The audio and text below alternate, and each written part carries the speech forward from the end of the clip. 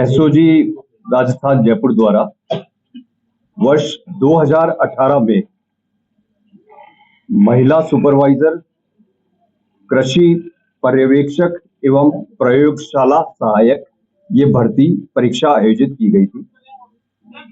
इस भर्ती परीक्षा पेन एंड पेपर मोड में की गई थी। इस भर्ती परीक्षा में ओएमआर जो शीट्स बनी थी, उन ओएमआर शीट्स का स्कैनिंग का काम कॉन्ट्रैक्ट इन तीनों भर्ती परीक्षा का राघव लिमिटेड नाम की एक कंपनी जो नई दिल्ली की कंपनी है, उस कंपनी को दिया गया था। उस भर्ती परीक्षा में विभिन्न प्रकार के अनुचित साधनों के उपयोग की शिकायतें और जानकारी मिलने पर एसओजी में अभियोग दर्ज किया गया। सारे प्रोसेस की एनालिसिस करते हुए मुलजिमों को आइडेंटिफाई किया गया। राघव कंपनी के 2 मुलजिम जो कि स्कैनिंग के काम के लिए यहाँ पे जयपुर आए हुए थे, उन दोनों मुलजिमों को गिरफ्तार किया गया। एक का नाम विनोद और दूसरे मुलजिम का नाम शादान है।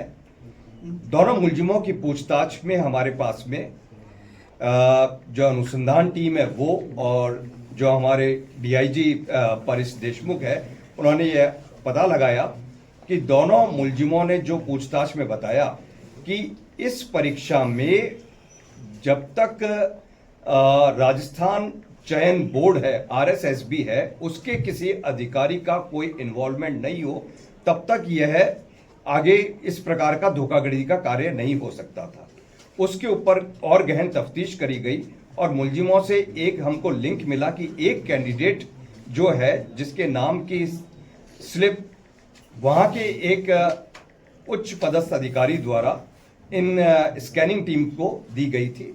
उस कड़ी के ऊपर आगे बढ़ते हुए एसओजी की टीम के द्वारा राजस्थान स्टाफ सिलेक्शन बोर्ड के टेक्निकल हेड संजय माथुर तथा प्रोग्रामर गंगवाल विनोद गंगवाल को प्रवीण गंगवाल को गिरफ्तार किया गया है। इन दोनों की जिम्मेदारी उस टाइम में ये थी कि ये दोनों ओएमआर जिस रूम में स्कैनिंग होते थे उस रूम में बैठते थे। इनका काम ये था कि जो कॉन्ट्रैक्ट प्राइवेट कंपनी को दे रखा है वो कंपनी सारे कार्य को सुचारू रूप से करे, पूर्णतया ईमानदारी के साथ करे, एकदम शुचिता के साथ में करे, जिससे कि किसी प्रकार की कोई गड़बड़ी ना हो। जितने भी क्रिमिनल्स हैं एसओजी के पेपर लीक में विशेष तौर से, उन सभी को कि अपने राज्य को पेपर लीक किसी राज्य में किसी भी एग्जाम को लीक ना हो सके, ऐसा सिस्टम बनाना है और ये जो किंगपिन्स हैं ये अंदर रहने चाहिए। उसी में हमारी कार्रवाई जारी है। हम लोग ये इंश्योर करते हैं कि इन लोगों की जमानत नहीं होने पाए, ये क्रिमिनल जितने भी हैं उनकी जमानत नहीं हो पाए। किसी की जमानत एक जो होना कि यदि व्यक्ति की प्रोविजन यदि क्राइम में 3 साल की सजा है और वो 2.5 साल तक निकाल चुका है और वो क्राइम में जो प्रोविजन है उसका वो वजह से हम सब सिस्टम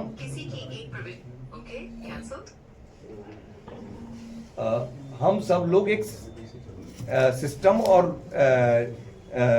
बीएनएसएस और एविडेंस एक्ट के अंतर्गत कार्य करते हैं, तो उससे बियॉन्ड नहीं जा सकते हैं।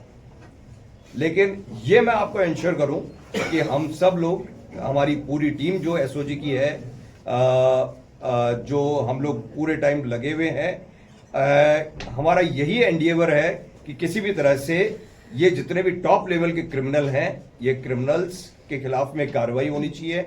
इन्होंने क्या क्या बदमाशियां करी है उसके बारे में आइडेंटिफाई हो जाना चाहिए और उन सब के कारण अपने प्रदेश को एक एब्सोल्युटली फ्री फ्रॉम एग्जाम्स में जो कोई भी मिसचीफ होती है, किसी भी प्रकार की अनफेयर प्रैक्टिसेस है, उससे दूर रखें।